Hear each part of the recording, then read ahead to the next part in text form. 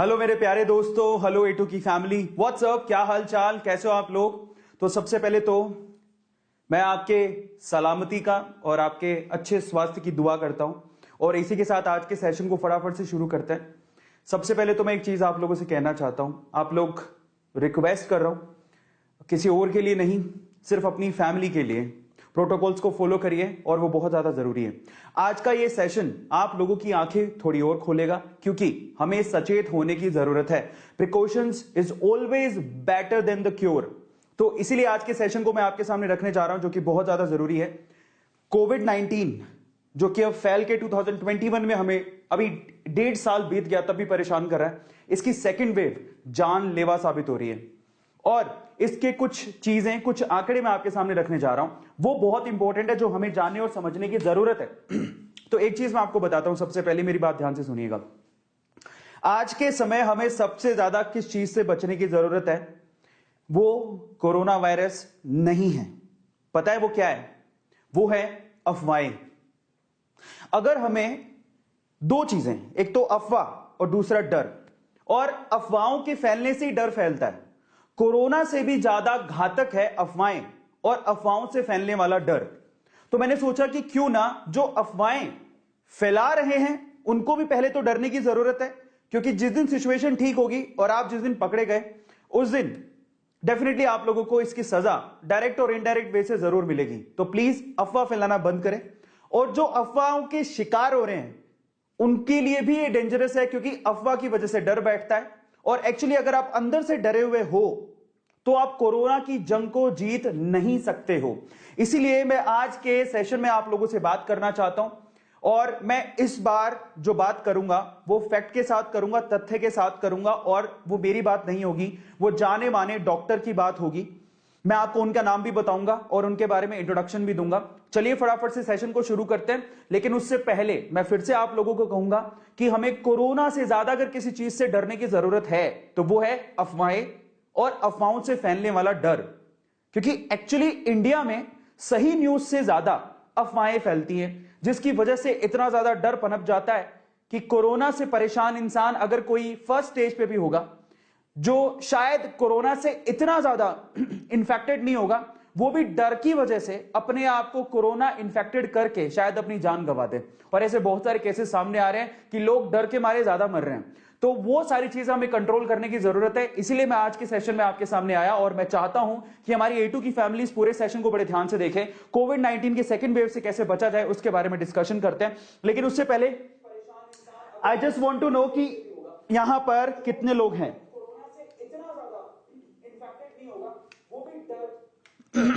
जरा चेक करते हैं आज कितने लोग हैं यहां पर, कितने लोग आ चुके हैं। Okay, amazing. सो सबसे पहले तो अगर आप लोगों ने लाइक नहीं किया तो प्लीज सेशन को लाइक जरूर कर देना। मैं आपके चैट्स को पॉप आउट करता हूं और आज हम फैक्ट फाइल के ऊपर बात करते हैं। बहुत ज्यादा जरूरी हो गया है और ये एज एन इन्फ्लुएंसर मैं अपनी रिस्पॉन्सिबिलिटी मानता हूं कि हमें इसके बारे में बात करना बहुत ज्यादा जरूरी है। सबसे पहले बहुत बहुत धन्यवाद आने के लिए। आईपीएल के मैचेस चल रहे हैं तो मैंने सोचा कि थोड़ा सा 10-15 मिनट थोड़ी देर में शुरू करता हूं, क्योंकि ज्यादातर लोग जो है ऑब्वियसली इन सब चीजों पे ध्यान नहीं दे रहे हैं जो कि हमें ध्यान देने की जरूरत है। और मैंने सोचा कि आईपीएल का मैच का एक इनिंग खत्म होगा तो शायद आप लोग यहां पर आ जाए, जो कि आना बहुत ज्यादा जरूरी है। इससे जितना ज्यादा शेयर करोगे उतनी ज्यादा पॉजिटिव एनर्जी, पॉजिटिव वेव फैलेगी और शायद हम लोग कोरोना से जल्दी जंग जीत जाएं। तो चलिए, आपके बहुत सारे सवालों के जवाब जो है आज मैं आप लोगों को देने वाला हूं। फर्स्ट ऑफ ऑल बहुत बहुत धन्यवाद आने के लिए। बहुत सारे लोग यहां पर आ चुके हैं, so thank you so much for coming. Ayush, Nikhil, Mayank, Trivedi, Piyush और मिस्टर पबजी, अंकित, पार्थ, प्रीति और बहुत सारे लोग, थैंक यू सो मच, बहुत बहुत धन्यवाद आने के लिए। तो चलिए आज के सेशन को शुरू करते हैं और मैं आप लोगों को बता देता हूं, आपके चैट्स यहां पर बहुत बार मैं ओपन करूंगा। अगर आप अपने मन की बात है, अपना क्वेश्चन कोई लिखना चाहते हैं और मेरी नजर में वो आता है तो मैं आपके सवालों के जवाब भी दूंगा, ठीक है। So be active in the chats और आज आप लोगों के बहुत सारे सवालों के जवाब तो मैं अभी देने वाला हूं।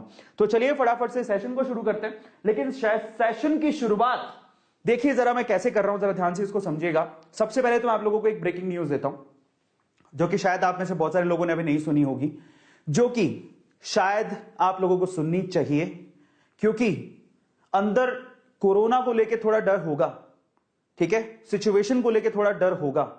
तो शायद हम लोग घर पे टिक के बैठे और अपना ध्यान रखें, अपनी फैमिली का भी ध्यान रखें, नहीं तो हम लोग शेर बन के घूम रहे हैं बाहर। ऐसा लग रहा है कि कुछ कोरोना टाइप का है ही नहीं। बहुत सारे लोग अभी भी यही मान रहे हैं कि सिर्फ अफवाहें हैं, ऐसा नहीं है। जरा समझिए सिचुएशन कितनी डेंजरस है और उस सिचुएशन को का अंदाजा आप इस न्यूज से लगा सकते हो जो आपको मैं अभी देने जा रहा हूं। जरा आप ध्यान से समझिएगा। ये एक आर्टिकल सिचुएशन को, इंडिया की सिचुएशन को देखते हुए, ठीक है, यहां पर एक आर्टिकल छपा। किसने छापा? वॉशिंगटन यूनिवर्सिटी ने छापा। ठीक है, वॉशिंगटन यूनिवर्सिटी जानी मानी यूनिवर्सिटी है, इसने छापा। क्या लिखा? इसने लिखा covid deaths in India could peak by mid May, यानी कि अभी क्या चल रहा है? अप्रैल, 24 अप्रैल है, और वॉशिंगटन यूनिवर्सिटी का क्या कहना है कि मिड मई में, एक्चुअल में अभी पीक नहीं आई है, मिड मई में पीक आएगी। जरा समझिए। और वो क्या कह रहे हैं? इंडिया में ऐसा दिन भी आएगा जिसमें एक दिन में लोग 5-5 हजार लोग अपनी जान गंवा रहे होंगे सिर्फ कोरोना की वजह से। ये मैं नहीं कह रहा हूं, ये एक्चुअल में न्यूज पब्लिश की गई है वॉशिंगटन यूनिवर्सिटी के, यहां से, वॉशिंगटन यूनिवर्सिटी से इसको पब्लिश किया गया है। स्टडी किया गया है बकायदा। और क्या लिखा गया? It has been predicted that India's daily tally for COVID included that will peak 5,600 on May 10. Oh my God! 10 मई तक हमारे यहां के आंकड़े, हर दिन में 5,600 लोग यहां पर कोरोना की वजह से अपनी जान गंवाएंगे, ऐसा कहना है। अगर हम नहीं संभले तो ये हालत में हम लोग पहुंचने वाले हैं। वो तो यही कह रहे हैं कि चाहे तुम संभलो चाहे नहीं संभलो, हालत इतनी खराब हो ही चुकी है कि हम मई 10 में पीक पकड़ेंगे जिसमें एक दिन में 5,600 लोग अपनी जान गंवाएंगे। मैं आपको ना एक्चुअल में अंदर से डरा नहीं रहा हूं, मैं चाहता हूं कि आप सिचुएशन की डेंजरनेस यानी खतरे को समझें और प्लीज अपना ध्यान रखें। जरूरत हो तभी बाहर निकलें, इसीलिए मैं आपको सारी चीजें बता रहा हूं। और ये वॉशिंगटन यूनिवर्सिटी, और अगर आप कह रहे हो कि कुछ नहीं हो रहा है तो भाई बहुत कुछ हो रहा है। एडिशनली विन एन एडिशनल, जरा देखो, 3,29,000 death projected between April 12 to August 1। Oh my god, क्या लिख रहे हैं लोग। मतलब ये भविष्य के वक्ता बन गए हैं हमारी हालत को देख के, क्योंकि यहां पर बम फटने वाला है। और ये क्या कह रहे हैं जरा समझिएगा। अभी तक इतनी मृत्यु दर नहीं है। वो ये कह रहे हैं कि 12 अप्रैल से लेके 1 अगस्त तक 3,29,000 डेथ यहां पर इंडिया में होने वाली हैं। और ओवरऑल पूरी डेथ का आंकड़ा 6,65,000 तक क्रॉस कर जाएगा एंड ऑफ जुलाई। अब आप अंदाजा लगाओ कि क्यूमुलेटिवली इतनी डेथ क्रॉस कर जाएगा, इतना आंकड़ा क्रॉस हो जाएगा। तो हमें संभलने की जरूरत है। ठीक है, तो चलिए, ये कोई अफवाह नहीं है, आप चाहें तो आप भी पढ़ सकते हैं। बकायदा ये एक न्यूज आई है जो कि वॉशिंगटन यूनिवर्सिटी ने स्टडी से इसको बकायदा जिम्मेदारी के साथ छापा है। और वो क्यों छाप रहे हैं? क्योंकि हम लोग इसके लिए रिस्पॉन्सिबल हैं, हम लोग ध्यान नहीं दे रहे हैं, हमारी गलतियां हो रही हैं, सिर्फ यही वजह है। जरा समझिए, वो ऐसे ही न्यूज नहीं छाप रहे हैं, वो इसलिए छाप रहे हैं क्योंकि इंडिया में लोग समझ ही नहीं रहे इस चीज को, मजाक में ले रहे हैं बहुत सारे लोग। तो आज ही मैं बात कर रहा था, लोग मतलब ऐसे ही बाहर निकल रहे हैं बिना मास्क के। क्या हो रहा है ये? बहुत अफसोस है। और अगर देखो, छोटा हो बड़ा हो कोई भी अगर बिना मास्क के निकल रहा है ना, आपको डांटने का हक बनता है और आप उसे डांटिए। आप कहिए आप क्या कर रहे हैं, सोशली आप एक रिस्पॉन्सिबल पर्सन है, आप क्या कर रहे हैं। बच्चों को तो आपको बिना मास्क के बाहर जाने ही नहीं देना है। बाहर जाना तो छोड़िए, उसको घर पे ही रखिए। लेकिन इसके अलावा बहुत सारे सवाल है जो बहुत सारे लोगों के दिमाग में घुस रहे हैं, उनका जवाब मैं आज देता हूं। तो चलिए शुरू करते हैं। सबसे पहले तो बहुत बहुत धन्यवाद आने के लिए, काफी लोग इससे जुड़ चुके हैं, 9,000 लोग अभी देख रहे हैं। लेकिन स्टार्टिंग करने से पहले ना मैं आपको एक छोटी सी चीज दिखाना चाहता हूं जो कि बहुत इंपॉर्टेंट है। जरा इसको आप ध्यान से देखिएगा और मैं चाहता हूं कि आप लोग ये देखें, जरूर देखें इसको।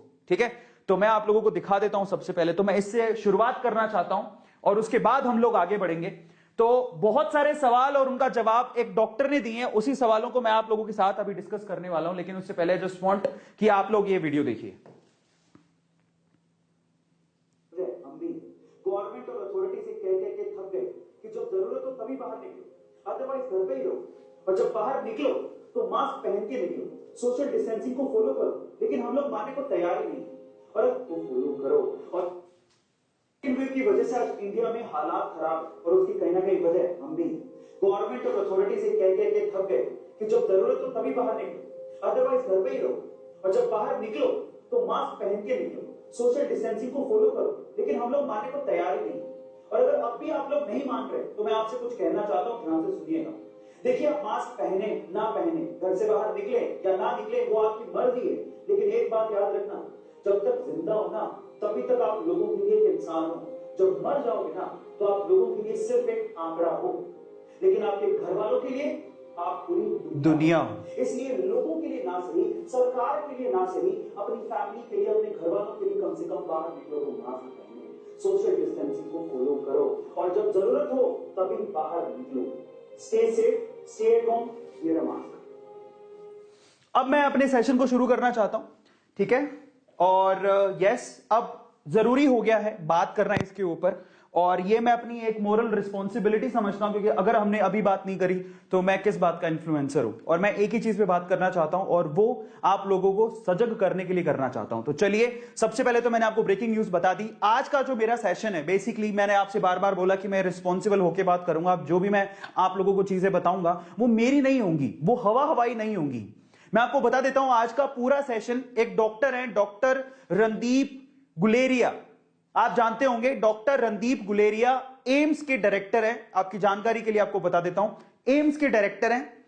इन्हीं से बहुत सारे सवाल पूछे गए और इन्होंने ही जवाब दिए हैं। मैं आपको पूरा इंटरव्यू नहीं दिखाने वाला हूं, कुछ नहीं है, सीधे इनसे जो सवाल पूछे गए और इन्होंने क्या जवाब दिए वो आप ध्यान से देख लीजिएगा, क्योंकि हर किसी के मन में ये सवाल हैं और सवालों के सही जवाब यही दे सकते थे। तो इन्हीं की जुबानी, मैं इन्हीं के आंसर्स आप लोगों को मैं मेरी भाषा में बताऊंगा, बट आंसर्स इन्हीं के ही हैं, तो आप ध्यान से समझिएगा। बेस्ड ऑन रणदीप गुलेरिया, इनका एक इंटरव्यू, इनसे सवाल पूछे गए, ठीक है? ये सारा का सारा सेशन हमने इन्हीं के बिहाफ पे डिजाइन किया है। तो मैं आप लोगों को सवाल बताता हूं जो कि बहुत लोगों के दिमाग में है, वो सवाल बताता हूं और उसके बाद मैं उनके जवाब भी आपको दूंगा। तो ठीक है, मतलब रिस्पॉन्सिबल होके मैं किसी डॉक्टर के सारे क्वेश्चंस के आंसर आप लोगों को देने वाला हूं, जो कि बहुत ज्यादा जरूरी है, क्योंकि मैं बताऊं या कोई और बताए उसका कोई सेंस नहीं है। डॉक्टर साहब से जानते हैं, जो कि एम्स के डायरेक्टर है, और एम्स इंडिया के सबसे बड़े कॉलेजेस में आता है, सबसे बड़ा कॉलेज ही मानिए आप, ठीक है? एमबीबीएस आप जानते हैं, एम्स बहुत बड़ा कॉलेज है, इनफैक्ट बहुत बड़े, मतलब बहुत नामी वहां पर डॉक्टर्स रहते हैं, ठीक है? एम्स सबने सुना हुआ है। तो चलिए सेशन को शुरू करते हैं, लेकिन एक बार फिर से मैं आप लोगों को बताना चाहता हूं कि कोरोना की सेकंड वेव का मतलब क्या है। तो कोरोना की सेकंड वेव आप सिंपली यहां से इस ग्राफ से समझिए। 2020 में पीक आई थी और हम लोग घबरा गए थे। और आपको पता है लॉकडाउन कब से शुरू हुआ था? यहां पर अगर आप ध्यान से देखिएगा, जुलाई अगस्त सितंबर में हम लोग लॉकडाउन लगा के बैठे थे 2020 में। तब तो इतने केसेस ही नहीं आ रहे थे, यहां पर जो पीक पकड़ी थी वो थी अक्टूबर के अंदर। अक्टूबर 2020 में मैक्सिमम पीक पकड़ी थी, जो चला गया, जो बीत गया अक्टूबर 2020। उसके बाद केसेस घटने लगे। एक वक्त ऐसा था जो 17-18 हजार केस आ रहे थे, लेकिन अचानक से अभी अप्रैल के अंदर केसेस का आंकड़ा देख लो, एक ही दिन के अंदर 2,60,778 केसेस पकड़े गए। इनफैक्ट ये तो पुराना आंकड़ा है, नया आंकड़ा ये है कि 3,20,000 से ज्यादा केसेस एक ही दिन में आए हैं।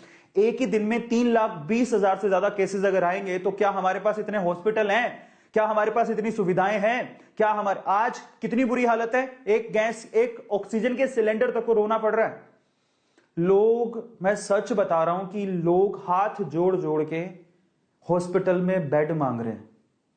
लोग हाथ जोड़ जोड़ के हॉस्पिटल्स में बेड मांग रहे हैं। बहुत डबल कीमत चुका के ऑक्सीजन के सिलेंडर का जुगाड़ कर रहे हैं, और लोग इसमें गलत फायदा भी उठा रहे हैं।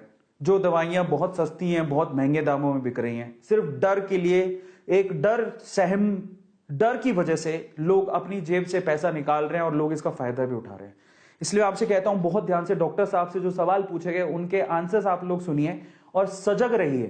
तो आप ध्यान से सुनिएगा। चलिए, now let's see important questions और उनके आंसर मैं आप लोगों को देता हूं। अब मैं सीधे आपको बताऊंगा क्वेश्चन क्या है कोरोना के और उनके। पहला सवाल जो हमारे डॉक्टर साहब से पूछा गया, सवाल क्या पूछा गया? Are we at the peak of second wave, या पीक आनी बाकी है? और इसका जवाब तो वॉशिंगटन की उस रिपोर्ट ने भी दे दिया। और डॉक्टर साहब ने पता है क्या कहा? डॉक्टर साहब ने कहा कि अभी पीक नहीं आई है। मतलब आप देखिए हम कितने आंकड़ों में पहुंचे। 23 अप्रैल 2020, आज कितनी है? 24, कल की रिपोर्ट है। Daily cases 3,45,147 daily cases report किए गए, वो भी एक दिन के अंदर इंडिया में। 3,45,147 लोग कोरोना से इंफेक्टेड है, रिपोर्ट किया गया। और एक और बात बताऊं, वॉशिंगटन की उस रिपोर्ट के अंदर यह भी मेंशन था कि एक्चुअली रिपोर्ट्स को भी अंडररेट किया गया है, जितने आंकड़े हैं वो एक्चुअली दिखाई नहीं जा रहे, उससे भी ज्यादा आंकड़े हैं। ये भयावह स्थिति है। और आप सोचो कि सिर्फ एक बीमारी से 3-3.5 लाख लोग इन्फेक्ट हो रहे हैं। इतनी सुविधाएं नहीं है हमारे पास, और अगर अब भी नहीं संभले तो बहुत दिक्कत हो जाएगी। घर पे बैठो भाई, घर पे बैठो प्लीज। और घर पे बैठने का भी बहुत सारे सवाल पूछे गए डॉक्टर साहब से, क्या कहा गया मैं आपको बताता हूं। लेकिन डॉक्टर साहब ये कहते हैं अभी पीक नहीं आई है, पीक अभी आएगी। और पीक कब आएगी? वो मई के अंदर आएगी। तो इसका मतलब ये जो आंकड़े आपको दिखाई दे रहे हैं, इससे भी ज्यादा आंकड़े ऊपर जाने वाले हैं। इसलिए स्थिति बहुत भयावह होने वाली है, मुझे लगता है कि। और एक और बात बताऊं, क्योंकि ये वॉशिंगटन की उस न्यूज की रिपोर्ट में भी आ गया, बहुत सारे डॉक्टर्स भी इस बात को मान रहे हैं, तो ये हालत है इंडिया में। अभी रिसेंटली मैं एक न्यूज देख रहा था जिसमें लोग डबल पैसा देके, जिनके पास पैसा है वो इंडिया छोड़ के दुबई भाग रहे हैं। गरीब लोग नहीं जा सकते, एवरेज क्लास लोग नहीं जा सकते, लेकिन अपर क्लास लोग, जिनको पता है कि सिचुएशन मई में और खराब होने वाली है, आपने देखा होगा बहुत सारे अमीर लोग इंडिया छोड़ रहे हैं। ऐसा हो रहा है, ठीक है, मैंने सिर्फ सुना है, लेकिन मैं इसको कंफर्म नहीं करता हूं। लेकिन ये चीज मैंने देखी इंटरनेट पे, ठीक है, एक कंफर्म न्यूज से देखी थी। लेकिन मैं इसमें डर पैदा नहीं कर रहा हूं, मैं सिर्फ इतना कह रहा हूं कि आप समझिए कि अगर हमने कंट्रोल नहीं किया तो हालत और खराब हो जाए, क्योंकि हम बाहर नहीं जा सकते। शायद अमीर लोग चले जाएंगे, हम नहीं जा सकते। इसलिए हमें हमारे देश में रहना है और हमें इसे ठीक करना है। और उसका तरीका क्या है? आप लोग, हम लोग सब मिलके इसको ठीक कर सकते हैं। सबसे अच्छी दवाई क्या है पता है? कोरोना की, घर बैठो, घर बैठो बस, और कोई अच्छी दवाई नहीं है। बेवजह की लालच में मत पड़ो, फंस जाओगे किसी दिन। जान है तो जहान है, इससे अच्छी कोई दवाई नहीं है। रेमडेसिविर आपको बता देता हूं, ये दवाइयां इतनी कारगर नहीं है। कोई ऐसा प्रूफ नहीं लगा, ठप्पा नहीं लगा, ये गवर्नमेंट खुद कह रही है, डॉक्टर्स खुद कह रहे हैं। वो आपका रोग प्रतिरोधक क्षमता 2-3-4 दिन के लिए बढ़ा देगी, लेकिन ऐसा नहीं है कि वो वायरस को मार देगी। ये कंफर्म कर रही है WHO खुद भी। मैं आपको कंफर्म कर देता हूं ये चीज। तो अब डेली केसेस पकड़ लो, 3,45,147 केसेस रिपोर्ट हो रहे हैं। अब डॉक्टर साहब इसी की ब्याह पे कह रहे हैं कि ये अभी पीक नहीं है, पीक इससे ज्यादा जाने वाली है और डेंजरस सिचुएशन आने वाली है। सवाल नंबर 2 उनसे पूछा गया, till when we will see this second wave. उनसे पूछा गया कि अगर पीक अभी नहीं आई है तो हमें यह सब कब तक झेलना पड़ेगा, पीक कब तक आएगी? और जो कि वॉशिंगटन डीसी की उस रिपोर्ट में भी आंसर दे दिया गया था, अगले 3-4 वीक में एक्चुअली आपको पीक दिखेगी, यानी कि मई के अंदर, मिड मई में आपको पीक दिखेगी। मतलब ये आंकड़े मुझे लगता है कि 5 लाख, एक दिन की 5 लाख केसेस भी छू सकती है अगर हम लोग नहीं संभले तो। प्लीज समझो, एक दिन में 5 लाख केसेस। सच बता रहा हूं, आप भी जानते हो अंदर से, आपके आसपास की सिचुएशन आपने देखी है, आपको भी पता है। दिल्ली NCR में पकड़ लो, दिल्ली में यह हालत है कि वहां पर बेड नहीं है, सबको पता है। दिल्ली में बेड नहीं है, हॉस्पिटल के अंदर ऑक्सीजन नहीं मिल रही है, एम्बुलेंस नहीं मिल रही है। अगर आपको यकीन नहीं है तो आप इस वीडियो को देखिए, आप अंदाजा लग जाएगा आपको कि मैं क्या बोल रहा हूं और क्यों बोल रहा हूं। आप एक वीडियो देखिएगा, ये वीडियो मैंने रिलीज किया था और मैं चाहता हूं कि आप ये वीडियो देखिए। में बहुत सारी वीडियोस और पिक्चर्स वायरल हो रही और उनमें से कुछ ऐसी वीडियोस और पिक्चर्स हैं जो कि दिल और दिमाग दोनों हिला देती। कुछ ऐसी ही वीडियो उज्जैन से सामने आ रही है।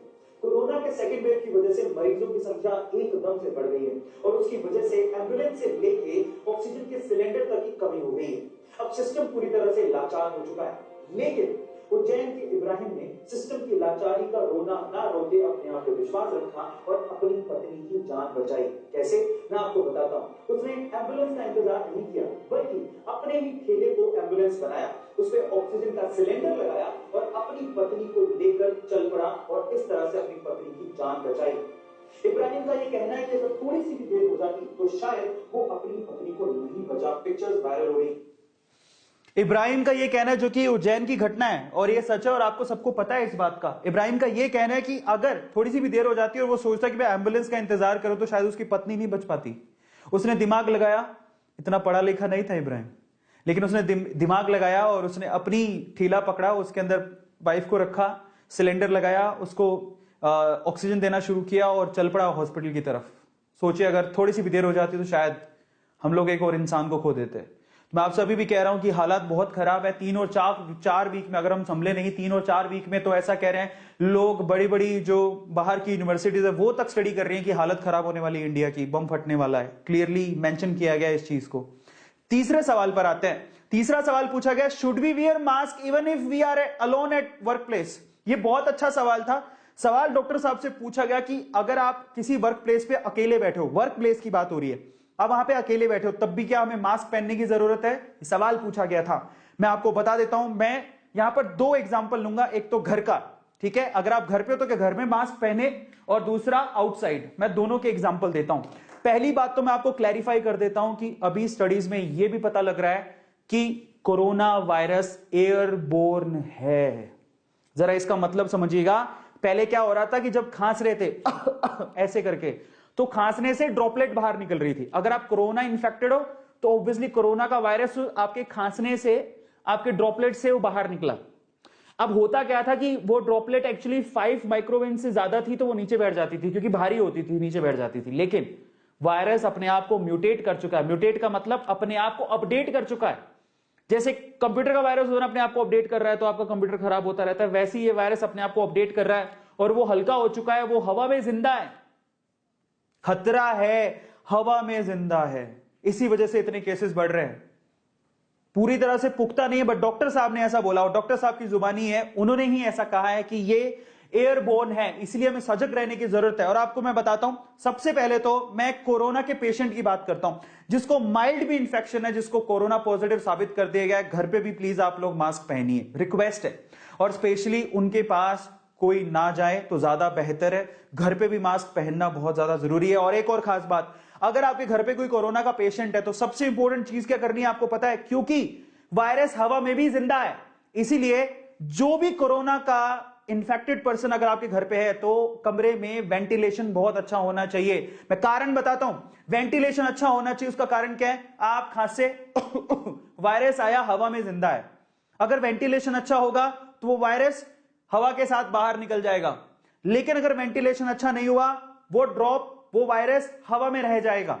और अगर मान लीजिए आप वर्क प्लेस पे हैं, आप तो खांस के चले गए चले गए, पीछे से अगर कोई इंसान आता है आपके कमरे में तो वो वायरस हवा में है, वो तो सोचेगा मैं अकेला हूं, मुझे तो क्या बिगड़ेगा। भाई साहब, वहीं से बिगड़ जाएगा सब कुछ, और वो वायरस उसको भी इंफेक्ट कर देगा। इसीलिए आप वर्क प्लेस हो तो 100% मास्क पहनिए साहब, 100% मास्क पहनिए। अगर आप कोरोना इन्फेक्टेड हो, नहीं हो, कोई मैटर नहीं करता, आप नहीं भी हो तो भी मास्क पहनो, क्योंकि ये एयरबोर्न है। घर में हो, ट्राई करो, अगर आपके घर में कोई कोरोना का पेशेंट है तो मास्क पहनो साहब, बिना मास्क पहने काम मत करो। हां, वो घर जहां पर कोरोना का पेशेंट नहीं है कोई भी, आप बिना मास्क के घर पे रह सकते हो, लेकिन जिनके घर में कोरोना के पेशेंट हैं प्लीज आप मास्क पहन के काम करिए, अदरवाइज दिक्कत हो जाएगी। आप ये सोच रहे हो मैं तो दूसरे कमरे में हूं और कोरोना इन्फेक्टेड मेरा जो अंकल है, आंटी है, जो भी है, पापा मम्मी व्हाटएवर, भगवान ना करे ऐसा कुछ हो, वो दूसरे कमरे में, अगर आप ऐसा सोच रहे हो मेरे को तो कुछ नहीं होगा, गलती कर रहे हो, क्योंकि अब ये हवा से भी फैल रहा है। और ये मैं नहीं कह रहा हूं, डॉक्टर साहब के इंटरव्यू में उन्होंने खुद ने कहा है। इस बार वैसा केस नहीं है 1 साल पहले वाला, इसीलिए इतने ज्यादा वायरस फैल रहा है। इसलिए इस चीज को समझने की जरूरत है, गलती मत करना, इसलिए मास्क पहनिएगा। जिनके घर पे कोरोना का पेशेंट है वो तो पक्का मास्क पहन के ही काम करिए साहब। और वेंटिलेशन बहुत ज्यादा जरूरी है, जहां भी कोरोना का पेशेंट है वहां पर वेंटिलेशन मस्ट बी गुड, वहां वेंटिलेशन बहुत अच्छा होना चाहिए, ताकि कोरोना का वायरस हवा के साथ बाहर निकल जाए। और अब आप कहोगे वो तो हवा के साथ बाहर निकल गया तो फिर तो किसी और को इन्फेक्ट कर देगा। होता क्या है, बाहर गर्मी ज्यादा है, इसलिए वो बाहर ज्यादा देर तक जिंदा नहीं रहेगा, मर जाएगा। ठीक है, सो इस चीज को समझिए। तो इसलिए वेंटिलेशन बहुत प्रॉपर होना जरूरी है, डॉक्टर साहब का ये कहना है। अगले सवाल पर चलते हैं। अगला सवाल उनसे क्या पूछा गया? शुड वियर सिंगल मास्क, क्या हमें एक सिंगल मास्क पहनना चाहिए कि क्या अब हमें डबल मास्क पहनना चाहिए? सवाल पूछा गया डॉक्टर साहब से। क्या हमें सिंगल मास्क पहनना चाहिए या फिर हमें डबल मास्क पहनना चाहिए? अभी सिचुएशन इतनी क्रिटिकल है तो क्या करना चाहिए? तो डॉक्टर साहब का जवाब सुनिए। डॉक्टर साहब ये कहते हैं कि अगर आपके पास N95 मास्क है, ध्यान से सुनिएगा, अगर आपके पास N95 मास्क है तो सिंगल मास्क काफी है। ये उन माइक्रोन्स को रोक लेगा, उस वायरस को रोक लेगा, कोरोना के वायरस को रोक लेगा, N95। लेकिन अगर आपके पास N95 मास्क नहीं है, इन दैट केस आप 2 मास्क पहनिए। कैसे? सबसे पहले तो ये जो मास्क आते हैं सर्जिकल मास्क बोलते हैं इन्हें, ये सर्जिकल मास्क जो कि डॉक्टर्स जनरली कोरोना के सिचुएशन से पहले पहनते थे, उसको पहले पहनिए, फिर उसके बाद कपड़े का मास्क लगाइए, ऐसा कहा गया, ठीक है। लेकिन मैं आप लोगों से कहूंगा अच्छी क्वालिटी का ही मास्क लीजिए, क्योंकि मास्क में भी एक वीडियो आई, अगर वो सच है तो बहुत बुरी हालत होने वाली है, ऐसा कहा जा रहा है। मतलब मैं बताना नहीं चाह रहा था, लेकिन फिर भी मैं आपको बता रहा हूं कि जो मास्क हमारे, मतलब देखो हर कंट्री के एनिमीज होते हैं, दुश्मन कंट्रीज होती हैं। एक वीडियो सामने आया, मैं तथ्य की मैं पुख्ता, मैं ये नहीं कहता हूं कि वो वीडियो सच है झूठ है, लेकिन वो वीडियो मैंने देखी है आज, कि मास्क में ही वायरस को डाल डाल के भेजा जा रहा है। इसलिए मास्क को भी, एक तो सबसे अच्छी बात यह कि घर पे ही मास्क बनाओ तो ज्यादा अच्छा है, ये हमारी तरफ से रिक्वेस्ट है कि घर के बने हुए मास्क को पहने, क्योंकि वो आपने बनाया है, ठीक है। दूसरा, अच्छी क्वालिटी का, कंपनी का अच्छी क्वालिटी का मास्क ले रहे हैं तो अच्छी क्वालिटी का लीजिए बाहर से, बेटर है कि आप घर पे मास्क बनाए। आपने हमारे प्रधानमंत्री जी को देखा होगा, वो क्या कर रहे हैं, हमारे प्रधानमंत्री जी जो मास्क पहनते हैं, आपने देखा होगा, वो सिर्फ अपना कपड़ा जो गमछा है वही लपेटते हैं, और बहुत सारे लोगों को देखा होगा। तो ये जो मास्क है ना, एक्चुअली में ये जो मास्क है, लोग तो इसके ऊपर भी वीडियो बना रहे हैं, जो मैंने आज देखी है। अगर वो सच है तो मतलब ये भी दिक्कत वाली बात है। लेकिन डॉक्टर साहब ये कहते हैं कि आप 2 मास्क पहनिए, 2 मास्क पहनिए, और वो बहुत जरूरी है। अगर आपके पास N95 मास्क नहीं है तो जरा समझ लीजिएगा। तो ये एक और सवाल था जो लोगों ने पूछा। अच्छा, एक और बात मैं आप लोगों से पूछना चाहता हूं, आप में से कितने ऐसे लोग हैं जो यही सवाल पूछना चाहते थे? Just write down in chat section. आप में से कितने ऐसे लोग हैं जो यही सवाल पूछना चाहते थे? मैंने चैट्स खोल दिए, हाँ या ना में जवाब देना है। कि अभी तक मैंने जितने सवाल लिए, अभी 4-5 सवाल और बाकी हैं जो कि आपके दिमाग में आएंगे, जो मैं आंसर आपको दूंगा, डोंट वरी अबाउट दैट। पर मैं आप लोगों से पूछना चाहता हूं, कितने ऐसे लोग हैं जो ये सवाल पूछना चाहते थे और मैंने उनका जवाब दे दिया है, यस और नो? ठीक है। N95 वाला मास्क एक बहुत है, लेकिन अगर आपके पास N95 मास्क नहीं है तो प्लीज आप 2 मास्क पहनिए। बाहर जरूरत हो तभी निकलें, और अगर निकल रहे हैं तो 2 मास्क पहन के निकलिए। एक और बात बता देता हूं, लोगों को नहीं पता, एक और बात बता देता हूं, लोगों को नहीं पता, मास्क जब आप पहन रहे हैं तो मास्क आपके पूरे के पूरे मुंह को इस तरह से कवर करना चाहिए कि उसके अंदर हवा नहीं जानी चाहिए। मास्क इस तरह से पहनिए कि उसके अंदर हवा नहीं जानी चाहिए। क्यों बोल रहा हूं ऐसा? क्योंकि वायरस एयरबोर्न है। मैं क्यों बोल रहा हूं? मान लीजिए कि आप जिस कमरे में गए या जिस जगह पे गए, वहां पर एक कोरोना पेशेंट निकल के गया है, जो कि खांस के गया है, खांस गया, वायरस हवा में है, और आपने टाइम पास करने के लिए मास्क पहना हुआ है। मास्क पहना है, पता है मुझे दुख किस बात का है? लोग पता है मास्क क्यों पहन रहे हैं? क्योंकि पुलिस पकड़ लेगी, 300 रुपए का चालान लग जाएगा, 1000 रुपए का चालान लग जाएगा, 200 रुपए का। अरे तुम्हारे लिए जान इंपॉर्टेंट नहीं है क्या? तुम सिर्फ इसीलिए मास्क पहन रहे हो कि चालान कट जाएगा? कैसी बातें कर रहे हो यार? तुम्हें अपनी जान इंपॉर्टेंट नहीं है? बड़ा अफसोस है यार मुझे इस बात का। और एक और बात, जो सिर्फ इसलिए मास्क पहन रहे कि 300 रुपए का चालान लग जाएगा, वो मास्क ढंग से नहीं पहन रहे। साहब, मास्क से आपका पूरा चेहरा ये अच्छे से ढकना चाहिए और उसमें हवा नहीं जानी चाहिए, हवा नहीं जानी चाहिए। सफोकेशन हो, जिंदा तब भी रहोगे, लेकिन वायरस घुस गया तो जिंदा नहीं रहोगे साहब। हवा नहीं जानी चाहिए। कारण क्या है? हवा में ही है वायरस। अगर वहां से कोई कोरोना पेशेंट निकला है तो आपको पता भी नहीं लगेगा। ये ऐसा दुश्मन है जो दिख भी नहीं रहा है, लड़ोगे कैसे? इसलिए अगर किसी के दिमाग में सिर्फ इतना है कि मैं मास्क इसलिए पहन रहा हूं कि बाहर चालान कट रहा है, साहब गलती कर रहे हो, साहब गलती कर रहे हो, पछताना पड़ेगा। और इस, मैं तो कहता हूं जितने भी यूट्यूबर्स, अभी एक आशीष चंचलानी जो यूट्यूबर हैं, उनकी एक उन्होंने भी रिक्वेस्ट किया था, आपको पता हो तो, वो ही वॉज लिटरली इमोशनल। उन्होंने अपने दोस्तों से और कुछ एनजीओ चलते थे, उनसे बात करी। बहुत पैसों की प्रॉब्लम है, बहुत ज्यादा प्रॉब्लम आ रही है दिल्ली एनसीआर में, सब जानते हैं। मैं हर यूट्यूबर से बोलता हूं कि हम लोग यार हर बार अलग अलग तरह के वीडियोस बनाते हैं, व्लॉग्स एंड ऑल। आज सारी यूट्यूब कम्युनिटी को सामने आना चाहिए और इसके बारे में बात करनी चाहिए, क्योंकि जान है तो जहान है। और इसीलिए मैं लगातार इस वीक में वीडियोस बना रहा हूं। और इस बार मैंने लाइव सेशन किया। जनरली मैं लाइव सेशन नहीं करता हूं सैटरडे को, मैंने लाइव सेशन किया ताकि मैं आप लोगों को सच्चाई बता सकूं, डॉक्टर साहब की बात बता सकूं, जो कि हमें समझने की जरूरत है, क्योंकि precaution is better than cure. आप याद रखिएगा, मास्क को पूरा पैक करिए, नहीं तो कोई फायदा नहीं मास्क को पहनने का। एक मास्क आता है, मैं आपको बताता हूं, एक मास्क आता है जो कि यहां से ना, उसके ऊपर एक पिन लगी होती है, जो यहां से आपको क्या करेगा, वो नाक को पूरा बंद कर देगा। नाक को मतलब पूरा बंद, ऐसे नाक को घोट नहीं देगा, नाक पे पिन लग जाती है ऐसे। नाक के आपको पता होगा नाक का दो पोर्शन है, half portion upper half portion के ऊपर हड्डी होती है, तो यहां पर वो लग जाता है, ठीक है, जिससे क्या होगा आपका पूरा का पूरा ये जो पोर्शन है वो एकदम ढक गया, कवर हो गया। अब हवा तो नहीं जाएगी, कम से कम ढीला डाला मास्क पहन रहे हो उसका कोई फायदा नहीं है, इसलिए बी केयरफुल, ठीक है। गलतियां कर रहे हो और गलतियों की सजाई हमें मिल रही है, और हो क्या रहा है, यही तो सबसे बड़ी प्रॉब्लम है। अब हम आगे चलते हैं, और क्या चीजें हैं। तो डॉक्टर साहब से यह सवाल पूछा गया जिसका जवाब मैंने आपको दे दिया। पांचवा सवाल क्या पूछा गया, इज कोरोना वायरस एयरबोर्न, यह भी सवाल उनसे पूछा गया, और इसीलिए मैं आप लोगों से कह रहा हूं। डॉक्टर साहब ने कहा यस। आपको बता देता हूं, कोरोना वायरस दो तरह से, पहला जो 2020 में था वो ये वायरस था, ड्रॉपलेट्स।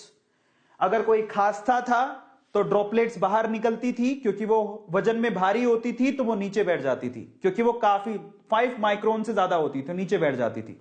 तो एटलीस्ट हवा से नहीं फैल रहा था 2020 में। अभी 2021 में 5 माइक्रोन से छोटे वायरस भी आ गए हैं, और ये छोटे वायरस हवा में काफी देर तक, क्योंकि हल्के होते हैं तो ये हवा में जिंदा रहते हैं, और इन्हीं को क्या बोला गया है, एरोसोल। ये वायरस है जो कि हवा में है, ये ड्रॉपलेट्स हैं जो कि कहां गिरती हैं, जो आप खांसते हो, आपने खांसे, सीढ़ियों पर गिर गए, फर्श पे गिर गए, रेलिंग पे गिर गए, आप खाना बना रहे तो आप प्लेटफॉर्म पे गिर गए, समझ में आ रहा है। और अगर किसी ने आप वहां पर हाथ लगा लिया तो उसके हाथ के चिपके, और वही हाथ अगर आपने मुंह पे लगा लिया तो गए अंदर। तो ये तो प्रॉब्लम वहां से। लेकिन ये तो भाई साहब सबसे डेंजरस चीज ये हवा वाला, हम तो निकल ही रहे, हमने सोचा हम कमरे में अकेले हैं, वाह खुली हवा में सांस लेंगे, निकाल दिया मास्क, वो गया अंदर। ये खतरे की घंटी है, जो कि डॉक्टर साहब ने खुद अपने इंटरव्यू में कहा है। दो तरह के यहां पर आ रहे हैं, एक तो एरोसोल है, ड्रॉपलेट्स है। एरोसोल से हमें बचने की सबसे ज्यादा जरूरत है, और इसी वजह से ये फैल रहा है, यही वजह है। और आपको असली वजह पता है, असली वजह जब होली निकली थी हमने कोई परवाह नहीं करी, जो होली बनाई है हमने उसी से सबसे ज्यादा केसेस फैले, उसके बाद ही पीक पकड़ी है इसने, उसके बाद ही हुआ है ये सब। चलो तो अब हम आगे चलते हैं। तो मैंने आपको बता दिया डॉक्टर साहब ने क्या कहा, अब हम आगे चलते हैं। अगला जो क्वेश्चन पूछा गया वो क्या था, डॉक्टर साहब से अगला सवाल पूछा गया, question number 6, can virus stay in a room even after infected person leaves. अगर इन्फेक्टेड पर्सन वहां से चला जाता है तब भी क्या वायरस उस कमरे के अंदर है? बिल्कुल सही, इसका जवाब मैं पहले ही दे चुका हूं, हां है। कैसे है? अगर मान लीजिए विदाउट प्रॉपर वेंटिलेशन, देखिए अगर कोई कमरा है जहां पर वेंटिलेशन अच्छा नहीं है, इसलिए कहता हूं वेंटिलेशन बहुत ज्यादा जरूरी है। अगर कोई कमरा है जहां पर वेंटिलेशन अच्छा नहीं है तो वहां पर 2 घंटे से 9 दिन तक वो वायरस जिंदा रह सकता है। इस बार म्यूटेट कर चुका अपने आप को। इसका मतलब इसमें अगर कोरोना का पेशेंट आपने रखा और यहां पर वेंटिलेशन नहीं है, हवा ही नहीं है, जो पास ही नहीं हो रही, तो भाई साहब यहां पर 2 घंटे से 9 दिन तक वो वायरस जिंदा रह सकता है। बच के रहना भाई साहब। इसलिए कहता हूं वेंटिलेशन, जहां पर कोरोना का पेशेंट है वहां पर वेंटिलेशन बनाओ, ताकि तुरंत अगर वो खांस दें, छींक दें, वो बाहर निकल जाए। एक और बात, रिक्वेस्ट है कोरोना वायरस वाले पेशेंट से, आप अपने आप को पूरी तरह से आइसोलेट करें। फैमिली वालों से रिक्वेस्ट है उन्हें आइसोलेट करें, एक ऐसा कमरा दें जहां पर लेट बाथ अटैच हो, ठीक है, और कोशिश करें कि वो अपना खाना खुद बनाएं और अपने बर्तन खुद धोएं, और वही बर्तन वो खुद ही इस्तेमाल करें, कोई दूसरा नहीं। ये मैं नहीं कह रहा हूं, ये डॉक्टर साहब ने अपने इंटरव्यू में कहा है कि जो कोरोना पेशेंट है प्लीज आप उन्हें आइसोलेट करें, उनको ऐसा कमरा दें जहां पर वो लेट बाथ उनका सेपरेट हो। इनफैक्ट कोशिश करें कि उनको किचन भी सेपरेट मिले जिसमें खाना खुद बनाए, उनकी थाली वाली सब सेपरेट होनी चाहिए, करना पड़ेगा। और वो आइसोलेशन से ही सब कुछ ठीक होगा। दवाएं उन्हें समय से मिलती रहें तो शायद वो ठीक हो जाएंगे, लेकिन उन्हें आइसोलेशन नहीं रखा गया तो हम लोग ही प्रॉब्लम में आ जाएंगे। लेकिन अगर प्रॉपर वेंटिलेशन है तो फिर कोई दिक्कत नहीं है, क्योंकि अगर वो खांस भी गए तो प्रॉपर वेंटिलेशन से क्या होगा, वायरस बाहर चला जाएगा, और बाहर चला जाएगा तो वहां की जो टेम्परेचर है, गर्मी है, उसकी वजह से जिंदा नहीं रहेगा, ज्यादा टाइम तक मर जाएगा। तो ये एक प्रॉपर आंसर उन्होंने दिया कि वेंटिलेशन का होना बहुत ज्यादा जरूरी है। तो आज के सेशन में आपकी सबसे इंपॉर्टेंट चीज क्या निकली, अगले सवाल पर चलते हैं, लेकिन उससे पहले जहां भी कोरोना पेशेंट है there must be a good ventilation, वहां पर एक अच्छा वेंटिलेशन जरूर होना चाहिए। अगला सवाल क्या पूछा गया जरा समझिए, क्वेश्चन नंबर 7। क्वेश्चन नंबर 7 पूछा गया, we are facing shortage of bed, is it necessary to go hospital. यह सवाल तो बहुत लोगों के दिमाग में आता है कि अगर हमें थोड़ा सा खांसना, छींकना, या सपोज करो रिपोर्ट में कोरोना पॉजिटिव निकल के आ गया तो क्या हमें हॉस्पिटल जाना चाहिए। मैं आपसे सवाल पूछता हूं कि ये सवाल किस किस के दिमाग में आ रहा है, just write down in chat section किस किस को लगता है कि ये सवाल तो मेरे भी दिमाग में था कि अगर हमें थोड़ा सा खांसना छींकना आ गया तो इस केस में क्या हमें हॉस्पिटल जाके एडमिट हो जाना चाहिए, क्योंकि बहुत सारे लोग कोरोना के डर से ऐसा कर रहे हैं। क्या आपको लगता है ये सवाल आपके दिमाग में था? मैं आपको जवाब देता हूं इसका, तो इसका आप जवाब ध्यान से सुनिएगा। इसका सवाल का जवाब डॉक्टर साहब ने क्या दिया वो आप ध्यान से सुनिएगा, क्योंकि यहां से आपको थोड़ी दिल और दिमाग को तसल्ली मिलेगी। क्या था उनका जवाब? जी हां, उन्होंने कहा कि जो कोरोना के पॉजिटिव आने पर फर्स्ट स्टेज में है, माइल्ड सी को कोरोना है उनको, वो 85% ऐसे केसेस अपने आप घर पे आइसोलेशन से ही ठीक हो जाते हैं। समझिए, 85% केस जहां पर कोरोना इन्फेक्टेड पर्सन अपने आप को इम्यून यानी कि अपने आप को ठीक खुद से घर पे आइसोलेशन से ही कर लेता है। बस उसको क्या करना है, मतलब माइल्ड सा अगर आप लोगों को लगता है कोरोना या कोरोना पॉजिटिव की रिपोर्ट आई है तो आपको हॉस्पिटल में भर्ती होने की जरूरत नहीं है। आप अपने आप को घर पे आइसोलेट करें और प्रॉपरली स्टीम लेते रहें, प्रॉपर मेडिकेशन लेते रहें, आप अपने आप घर पे ही ठीक हो जाएंगे। बेवजह हॉस्पिटल में भीड़ मत बढ़ाइए, क्योंकि आप कई लोग क्या है, अमीर लोग हैं, ठीक है, पैसा बहुत है उनके पास, और अमीर लोगों के पास पैसा होता है तो उनके पास डर भी बहुत होता है, मरने का डर। अब थोड़ा सा माइल्ड इंफेक्शन हुआ, उनको अभी कोरोना की रिपोर्ट भी नहीं आई है, थोड़ा सा माइल्ड इंफेक्शन होगा, कोरोना की रिपोर्ट भी नहीं आई है, डर के मारे बोलेंगे नहीं फटाफट से हॉस्पिटल लेके चलो, फटाफट से हॉस्पिटल लेके चलो। एक बेड जो आपको कोरोना है भी नहीं फिर भी आपने बुक करवा लिया, साहब वही वेंटिलेटर या वही बेड किसी और को चाहिए था जो वाकई में कोरोना से इंफेक्टेड था। समझिए, उसको जरूरत थी और आपने उसको बुक कर लिया, आपके तो कोरोना की रिपोर्ट भी नहीं आई है। ऐसा हो रहा है, इसलिए आप लोगों से रिक्वेस्ट है कि बेवजह हॉस्पिटल में ना जाएं। 85% केसेस डॉक्टर साहब खुद कहते हैं कि वो घर पे आइसोलेट करें अपने आप को, मेडिकेशन ले, घर पे ही वो आप अपने आप को आइसोलेट कर लेते हैं, मेडिकेशन लेते हैं और घर पे स्टीम लेते हैं, आप घर पे ही ठीक हो जाएंगे। और ये बात सच है, बहुत सारे केसेस में देखा गया है। आपको बहुत सारे कोरोना पेशेंट मिल जाएंगे जो घर पे आइसोलेशन से ही ठीक हो गए हैं, ये सच है। अब बाकी किन्हें जाना चाहिए, तो 15% ऐसे केसेस है जहां पर वाकई में आपकी ऑक्सीजन की लेवल बहुत कम हो रही है। बार बार अपने ऑक्सीजन लेवल को चेक करते रहें, ठीक है। अगर आपकी ऑक्सीजन की लेवल वाकई में 95 से कम जा रही है, 91 तक चली गई अचानक से और बार बार इसमें वेरिएशन आ रहा है और आप रिकवर नहीं कर पा रहे, तब आपको हॉस्पिटल में एडमिट होने की जरूरत है। समझिए, आपको कब हॉस्पिटल में एडमिट होना है। अब ऑक्सीजन के लेवल का कैसे पता लगेगा, इसके लिए ऑक्सीमीटर आते हैं, या तो आप उसे बोरो करें, आप खरीद ले तो ज्यादा ठीक रहेगा। ऑक्सीमीटर आपके शहर में कहीं ना कहीं मिल रहा होगा, जिससे ऑक्सीजन के लेवल का पता लगता है कि आपकी बॉडी में, फेफड़ों में ऑक्सीजन का लेवल कितना है। वहां से आपको समझ में आता है कि एक्चुअल में आपको कोरोना है नहीं है, क्या सीन है। एक्चुअल में वही पैरामीटर है जो अभी तक समझ में आया, ठीक है। तो जब आपका ऑक्सीजन का लेवल आपके फेफड़ों में 95-91 से कम जा रहा है, इसका मतलब आप जाइए हॉस्पिटल में एडमिट हो जाइए। वही 15% केसेस है, अदरवाइज आपको जाने की जरूरत नहीं है। और बेसिकली प्रॉब्लम क्या आ रही है, सफोकेशन हो रहा है फेफड़ों में, फेफड़े लंग्स आपके काम करने बंद हो रहे हैं, और कई तो ऑक्सीजन का लेवल इतना गिर जाता है कि उसको तुरंत प्रेशराइज ऑक्सीजन देनी पड़ती है। इसलिए ऑक्सीजन के सिलेंडर की जरूरत पड़ रही है, जो कि प्रेशराइज वे से ऑक्सीजन आपके अंदर पंप करती है, जिससे आपको सांस मिलती है। अदरवाइज तो आप नाक मुंह से सांस ही नहीं ले पा रहे, यही प्रॉब्लम आ रही है।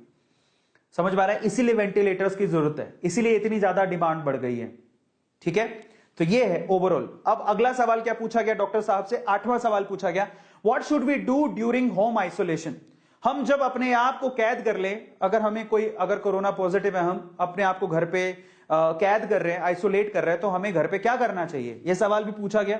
ऑब्वियसली क्या करना चाहिए, तो मैं आपको बताता हूं। सबसे पहले तो वहां पर आप ये ऑक्सीमीटर होता है, अपनी ऑक्सीजन को बराबर से चेक करते रहें। यह सबसे इंपॉर्टेंट काम है जो हमें करना है। बहुत सारे लोग, ध्यान से देखिएगा, घर पे अगर ऑक्सीमीटर नहीं है तो मंगवा लीजिए, जरूरी है। अगर आपके घर पे ऑक्सीमीटर नहीं है तो प्लीज आप मंगवा लीजिए, मैं आप लोगों से कहूंगा। और नहीं अफोर्ड कर सकते हैं तो प्लीज अपना ध्यान रखिए, क्योंकि और उसके लिए आपको क्या करना है, फेफड़ों की एक्सरसाइज करनी, बार बार लंबी सांस लेना, छोड़ना।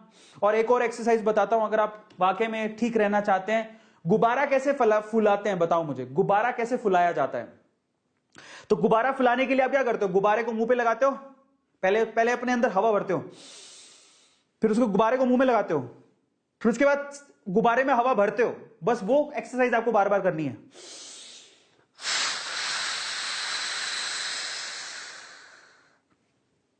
समझे गुब्बारे कैसे भरते हैं? इससे क्या होगा? आप कहोगे सर ये क्या है? मैं आपको बताता हूं। एक्चुअल में इससे हवा पंप होती है, यहीं से ये फेफड़ों की एक्सरसाइज है। समझ में आता है? ये फेफड़ों की एक्सरसाइज है और इसी वजह से तो प्रॉब्लम आ रही है। अपने जो फंक्शनैलिटी है लंग्स की वो ढंग से नहीं हो पा रही है, वही तो करना है हमें। तो इसलिए अगर कोई पूछे कि इस केस में क्या करें, तो आपको फेफड़ों की एक्सरसाइज करनी है। जो नॉर्मल लोग हैं उनको भी करनी चाहिए। गुब्बारे कैसे फुलाते हैं, बस वही काम करना है। गुब्बारे कैसे फुलाते हैं सबको पता है, बचपन में गुब्बारे तो फुलाई होंगे कभी ना कभी किसी ओकेजन पे, तो वही काम करना है। और एक जितनी एक्सरसाइज करो सुबह 4-5 बार फुल प्रेशर से हवा को गुब्बारे में भरो। गुब्बारा है भी नहीं पर ये एक्सरसाइज तो कर सकते हो ये, ठीक है?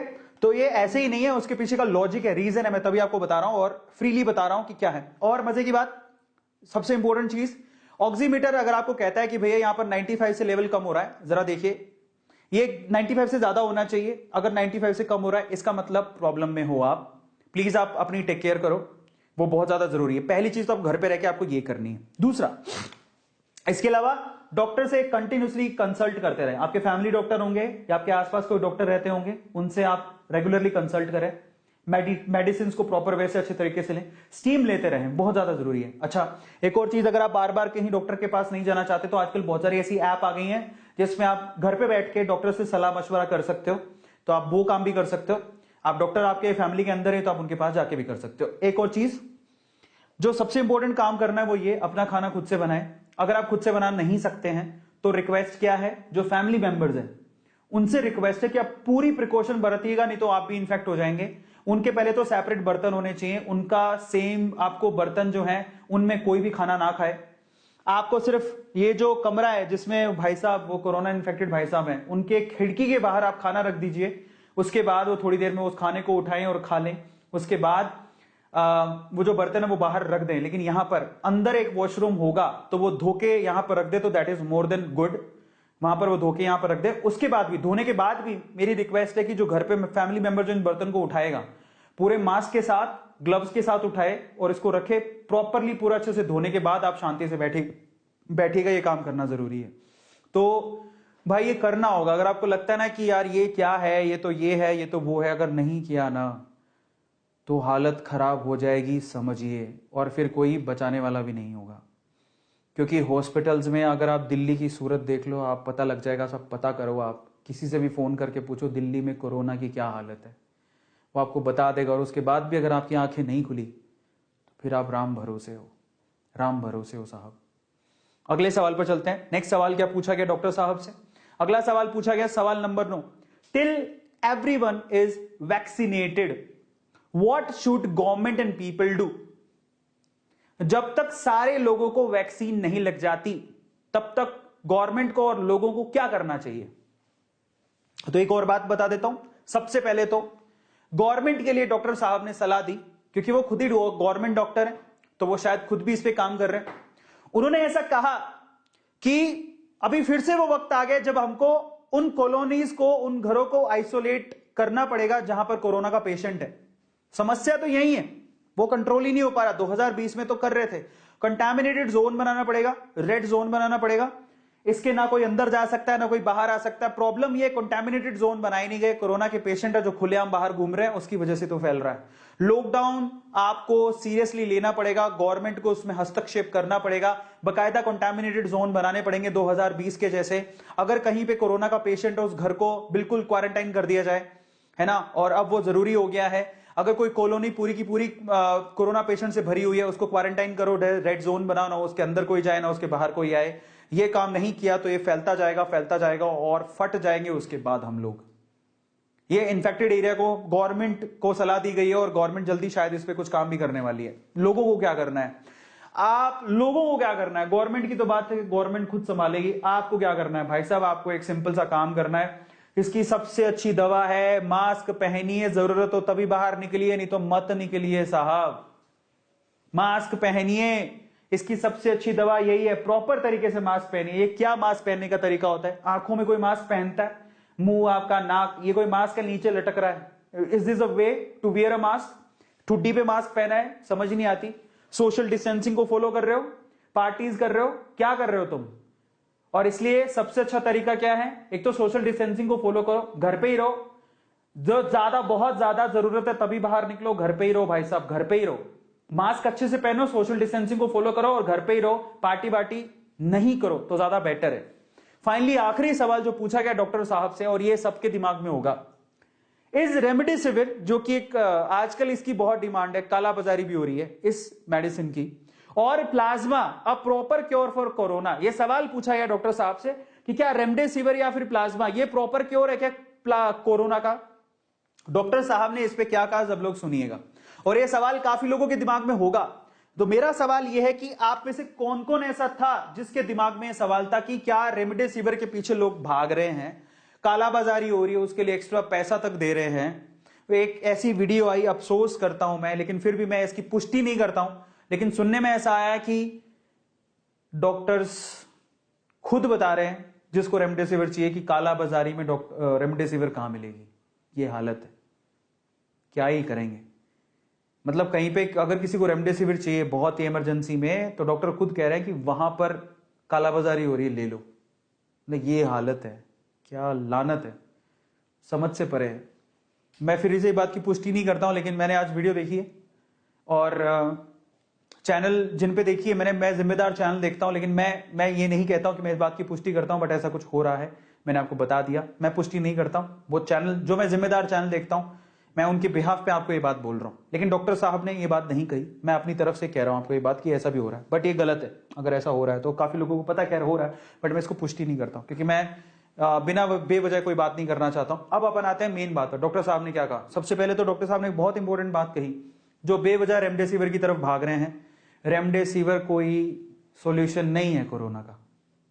उनका यह कहना है कि शायद रेमडेसिविर आप अगर कल ही मर रहे थे या परसों ही मर रहे थे, या आपकी कल ही तबीयत खराब थी या परसों तबीयत खराब थी, थोड़ी और तबीयत आपकी स्थिर करने के लिए काम आती है सिर्फ। समझो, मेरा ऑक्सीजन का लेवल घटते घटते हो गया 90 से नीचे।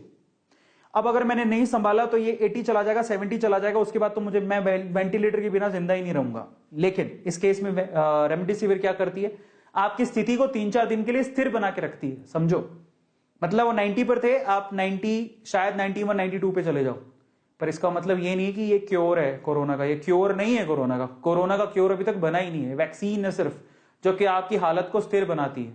हाँ, जहां पर आप 3-4 दिन में हालत और बिगड़ जाती है तो ये उसको स्थिर करती है, लेकिन ये उसका क्योर नहीं है, इसके पीछे भागने की जरूरत नहीं है। हाँ, कई पहले अगर आपको पता होगा तो 2020 में प्लाज्मा थेरेपी की बात हो रही थी, लोग प्लाज्मा ढूंढते थे हॉस्पिटल के अंदर, प्लाज्मा दे दो, ये भी होता था। लेकिन ये भी WHO ने पुष्टि नहीं करी है कि प्लाज्मा बदल दोगे या प्लाज्मा की थेरेपी दे दोगे तो कोरोना ठीक हो जाएगा। इसकी पुष्टि WHO नहीं कर रहा है। हाँ, ये हालत को स्थिर बनाते हैं, लेकिन ये पूरी तरह से कोरोना को क्योर कर देगा ये कंफर्म नहीं हुआ है। अब बताओ, इसमें भी झोल है। रेमडेसिविर क्योर कर देगा? नहीं, इसके ऊपर कोई ठप्पा नहीं लगा रहा है कि ये उसकी दवा है। प्लाज्मा कर देगा? कोई ठप्पा नहीं लगा रहा है, कोई गारंटी नहीं ले रहा है। तो ये क्या करते हैं? सिर्फ हालत को स्थिर करने का काम करते हैं, हालत को स्थिर करने का काम करते हैं। समझ रहे हो आप? बस इतना ही है। और एक्चुअल में अच्छी अच्छी न्यूज तो अब आ रही है। और एक और खास बात है कि अभी जो गवर्नमेंट है हमारी, बहुत सारी वैक्सीन के लिए सारे द्वार खोल दिए हैं। अगर कोई वैक्सीन किसी दुनिया के किसी कोने में WHO ने बोल दिया कि यहां ये वैक्सीन ठीक है, काम कर रही है, थोड़ा बहुत स्थिर बना रही है, तो उसको भी अलाउ कर दिया इंडिया में। कहीं यूरोप में कोई वैक्सीन अलाउड है तो उसको भी अलाउ कर दिया इंडिया में। ये सारी चीजें हो रही हैं। गवर्नमेंट करेगी, गवर्नमेंट डरी हुई, क्या करेगी अगर ज्यादा हालत खराब हो गई। और वैक्सीनेशन में प्रॉपरली हर किसी से रिक्वेस्ट है, 1 मई को अगर आपका वैक्सीन लगाने का मौका मिल रहा है तो हाँ, डॉक्टर साहब ने कहा है कि वैक्सीन जरूर लगाइए। वैक्सीन आपकी हालत को इंप्रूव करेगा, और अगर आपको नहीं है तो शायद आपको बचा लेगा। सो ये वैक्सीनेशन। और हाँ, एक और बात उन्होंने कही कि वैक्सीन, इसका मतलब वैक्सीन ऐसा नहीं है कि वैक्सीन तुरंत प्रभाव से काम करती है, उसमें भी समय लगता है, लेकिन वैक्सीन लगाने से पॉजिटिव रिजल्ट है, ये उन्होंने जरूर कहा। बट अगर आप ये सोचते हो कि अगर किसी को कोरोना है उसको रेमडेसिविर दे देंगे तो कोरोना ठीक हो जाएगा, ये उन्होंने बोला कि इसकी पुष्टि WHO ने भी नहीं करी है। तो ये प्रॉपरली मैंने आपको हर चीज बताई है कि एक्चुअल में क्या चीज सच है, क्या चीज नहीं है। समझ में आ गया? तो आप लोग याद रखिएगा, इफेक्टिव सॉल्यूशन नहीं है उसका। हाँ, आपको फास्टर रिकवरी में हेल्प करती है रेमडेसिविर या प्लाज्मा थेरेपी, बट इसकी प्रॉपर रिकवरी आपको बिल्कुल ही कोरोना से फ्री कर देगा, ये पॉसिबल नहीं है। तो ओवरऑल आपको समझ में आया कि किस किस तरह से सवाल पूछे गए और किस किस तरह से जवाब दिए गए। ये टोटल डॉक्टर साहब से सवाल पूछे गए और इस तरह से जवाब दिए गए, जो कि मैंने आपको उन्हीं के शब्दों में उन्होंने जो जवाब दिए वही मैंने आपको बताया।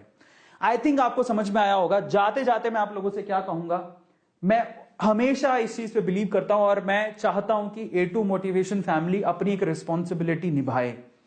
हम यहां पर सिर्फ इस चीज के लिए नहीं है कि मैं आपको फैक्ट बताऊं, मोटिवेशन बताऊं, सिर्फ फैक्ट मोटिवेशन यही चीजें नहीं। मैं चाहता हूं कि A2 मोटिवेशन से जुड़ा हुआ हर एक इंसान सबसे पहले तो अपने जीवन को बचाए। आज के समय तो यह सबसे ज्यादा इंपॉर्टेंट है, जान है तो जहान है। इसलिए मैं कोशिश कर रहा हूं, अपनी रिस्पॉन्सिबिलिटी से कोशिश कर रहा हूं कि हम लोग एक चैनल, एक यूट्यूबर के थ्रू, एक इन्फ्लुएंसर के थ्रू मैं सही इंफॉर्मेशन जुटाऊं और उसको आप तक पहुंचाऊं। ये मेरी रिस्पॉन्सिबिलिटी थी जो कि मैं निभा रहा हूं। और इनफैक्ट जितने भी यूट्यूबर्स हैं उन सबको इसके बारे में बात करनी चाहिए, क्योंकि अब जरूरी है। इमोशनल मैसेजेस मैंने बहुत सारे इन्फ्लुएंसर्स के देखे हैं, साहब हालत उससे भी खराब है। अब इन्फ्लुएंसर्स तो यूट्यूब पे आके या अपनी सोशल मीडिया प्लेटफॉर्म के थ्रू अपनी बात कह सकते हैं, वो गरीब लोग जो जिनके पास कोई प्लेटफॉर्म ही नहीं, अपनी बात कैसे कहेंगे? आप वीडियोस और पिक्चर्स देख रहे हैं कितनी भयावह आ रही हैं साहब, पता नहीं मैं क्या कहूं। इसलिए मैं आप लोगों से कह रहा हूं कि मुझसे तो हाथ जोड़ के मैं आप लोगों से विनती करता हूं, इट्स अ सीरियस इशू। और इसका क्योर एक्चुअली अगर पूछे कि कोरोना का एक्चुअल में क्योर क्या है, तो वो है आपका घर बैठना। वो आपका घर बैठना। प्लीज आप घर बैठिए, थोड़े दिन के लिए घर बैठिए। जरूरत हो तभी बाहर निकलें। जब आप बाहर निकलें तो 2-2 मास्क लगा के निकलें। मास्क कोशिश करें कि घर पे ही बना ले और मास्क को प्रॉपर तरीके से पहने, क्योंकि ये हवा से भी फैल रहा है। अंदर हवा ना जाने दें। सोशल डिस्टेंसिंग को फॉलो करें और उसके बाद जल्द से जल्द घर आ जाए। क्योंकि आप याद रखिएगा, बाहर वाले लोगों के लिए या सरकार के लिए आप सिर्फ एक आंकड़ा हो, लेकिन आपके घर वालों के लिए आप पूरी दुनिया हो। पूरी दुनिया समझिए। और मेरी हाथ जोड़ के आप लोगों से विनती है, 13,000 लोग देख रहे हैं। अगर ये 13,000 लोग इस वीडियो को एक आदमी 2 लोगों के साथ शेयर करता है, जिसमें जेन्युइन क्वेश्चन थे, कोई अफवाह नहीं थी, एम्स के डॉक्टर ने इसकी पुष्टि की है, जवाब दिए, एक आदमी 10 लोगों को शेयर करता है, तो 13,000 का ये जो आंकड़ा है वो 13 लाख हो सकता है। 13 लाख हो सकता है। 1,30,000 तक तो हम पहुंच ही जाएंगे। उसके बाद वो लोग भी शेयर करेंगे तो हम लोग ज्यादा लोगों तक पहुंच जाएंगे। तो मेरी रिक्वेस्ट है आपसे, मैथमेटिक्स पढ़ना चाहते हो, मेरी रिक्वेस्ट है कि आप लोग एक आदमी कम से कम 10 लोगों को शेयर करें। 13,000 से 1,30,000 लोग जागेंगे, 1,30,000 से 13 लाख लोग जागेंगे और 13 लाख से 13 करोड़ लोग भी जाग सकते हैं। और हम लोग काफी जाने बचा लेंगे अगर आप सही इंफॉर्मेशन उन तक पहुंचाओगे। तो मेरी रिक्वेस्ट है आपसे कि इसको शेयर करें, इसको लाइक करें, ताकि बाकी लोगों तक ये मैसेज पहुंचे। ये हाथ जोड़ के विनती है आपसे। और शायद A2 मोटिवेशन के इस A2 की बात आप लोग जरूर मानेंगे, ये मेरी आपसे रिक्वेस्ट है। और यही आशा के साथ आज के सेशन को मैं खत्म करता हूं। आप लोग याद रखिएगा, जान है तो जहान है। Precaution is always better than cure. धन्यवाद।